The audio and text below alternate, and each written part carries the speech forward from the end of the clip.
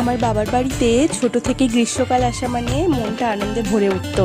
কখন আমরা গাছের একদম পাকা আম পাকা জাম খেতে পারবো। আমাদের নিজস্ব বড় একটা আম গাছ, বড় একটা জাম গাছ বরাবরই ছোট থেকে দেখে আসছি। সেই দুটোই দাদুর লাগানো, বাবার যত্ন আত্তিতে বেড়ে উঠেছে।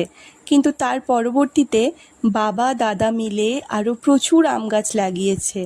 নিজেরা জল দিয়ে সেগুলোকে ছোট থেকে চারা গাছ থেকে বৃক্ষে পরিণত করেছে। ওই আম গাছ আর জাম গাছটা ছাড়াও এই যে আম গাছগুলোতে এইবার ফলন দিতে শুরু করেছে, সেটা দেখে আমি ভীষণ খুশি। আর এই আম জাম শুধু যে দেখতেই সুন্দর তাই নয়, ভীষণ মিষ্টি, স্বাদে গুণে সব দিক থেকে অপূর্ব, 100-ই 100 যাকে বলা যায়। আর সবজি সে কথা তো নাই বললাম।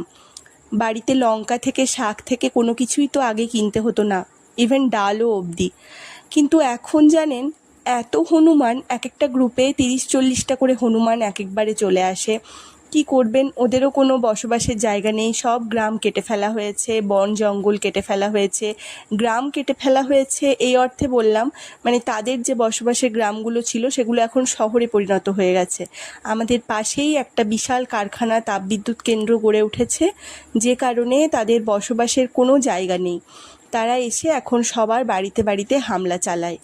তাই আমাদের আমজাম সবজি এখন ওরাই খেয়ে ফেলছে। তাও এখন ওই মাসে হয়তো এক ঝুড়ি খুব জোর সব মিলে সবজি পাওয়া যায়। আগের মতো আর অত সবজি পাওয়া যায় না। আগে তো প্রতিদিন এক ঝুড়ি করে সবজি হতো, কিন্তু এখন হয়তো মাসে বড় ঝুড়ির এক ঝুড়ি সবজি পাওয়া যায়।